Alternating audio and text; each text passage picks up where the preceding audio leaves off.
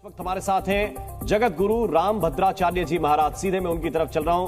बहुत बहुत स्वागत जगत गुरु आपका जी न्यूज पर। आपका वक्त बहुत कीमती है और हमें देने के लिए आपका धन्यवाद। लेकिन आपके शिष्य ने एक मांग उठाई है और उनकी बात आप तक जरूर पहुंची होगी। वो तो कहते हैं कि वो आपसे सलाह लिए बिना कुछ कहते नहीं। क्या ये बात जायज है जो आप कह रहे हैं धीरेन्द्र शास्त्री? हाँ, उचित है, बहुत उचित है।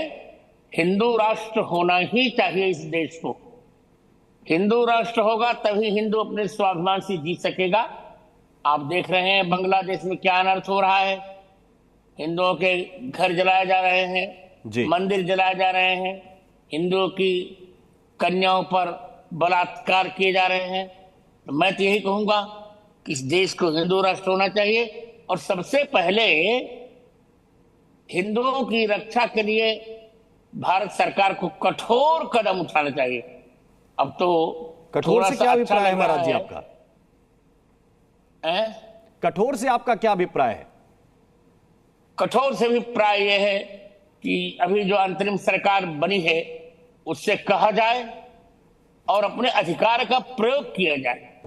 जो हिंदू भारत में आना चाहे उनको आने दिया जाए और वहां के राजदूतावास को भी चौकन्ना रहने के लिए कहा जाए जी। और मैं तो यही कहूंगा कि भारत का प्रत्येक हिंदू अब दलगत मतभेद भुलाकर एकमात्र हिंदुत्व की रक्षा के लिए तैयार हो जाए।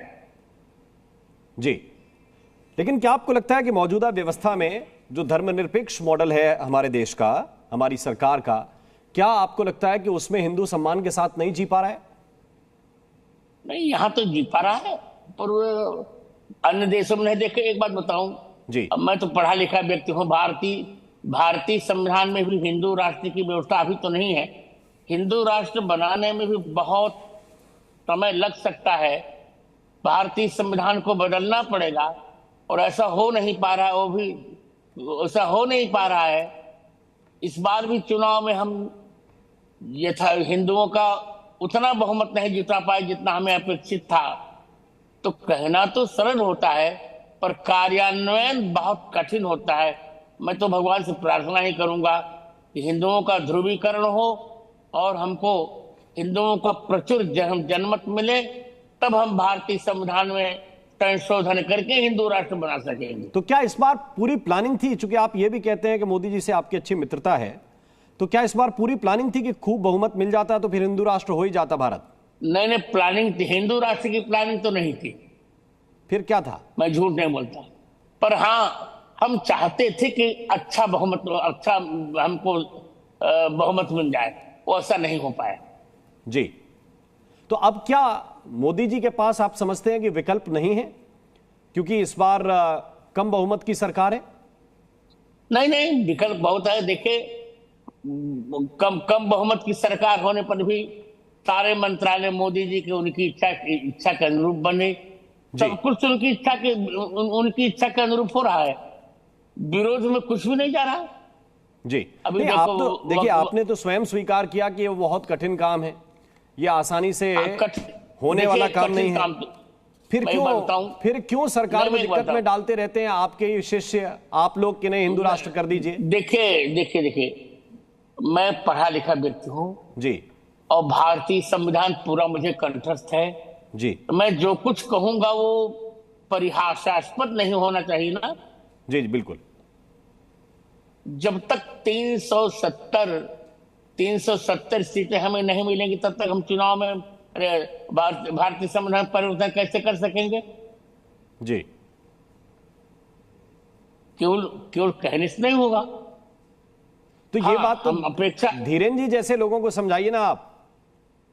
उनको शायद ये समझ में नहीं आ रहा है कि इस वक्त किस परिस्थिति से सरकार गुजर रही है। उनका कहना ठीक है, उनका कहना ठीक है, पर मैं अपनी बात बता रहा हूं कि स्थिति ऐसी है। जी, अब ये बताइए कि क्या सिचुएशन इस वक्त जो बांग्लादेश में बनी है, हम भी देख रहे हैं वहां पे बहुत से मंदिर तोड़े गए। जी, बोलिए। इसमें भारतीय सरकार भी चौकन्ने में है। अभी मैंने देखा विदेश मंत्री का बयान भी आ रहा था। मोदी जी ने भी अपेक्षा की है और मैं भी अपेक्षा करता हूं कि नोबेल पुरस्कार विजेता के हाथ में अंतरिम सरकार का नेतृत्व आया है, तो उनको ऐसा नहीं करना चाहिए। प्रत्येक हिंदू को स्वाभिमान से रहने का अधिकार है। मंदिरों पर आक्रमण नहीं होने चाहिए, हिंदुओं के घरों में तोड़फोड़ नहीं होनी चाहिए, ऐसा कुछ ना हो जिससे कोई अप्रिय घटना हो सके। लेकिन अभी लगभग 1,40,00,000 के आसपास हिंदुओं की आबादी वहां पर है महाराज जी। क्या ये तर्कसंगत है कि सबके लिए भारत अपने दरवाजे खोल दे?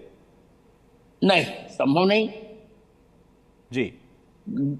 देखिए मित्र, मैंने आपसे बार बार कहा, मैं जो कुछ कहूंगा वो बहुत सोच समझ कर न्याय सम्मत होगा, तो तर्क सम्मत होगा। ऐसा कुछ नहीं, भी जो जहां रह रहा है वहां ठीक रह रहा है।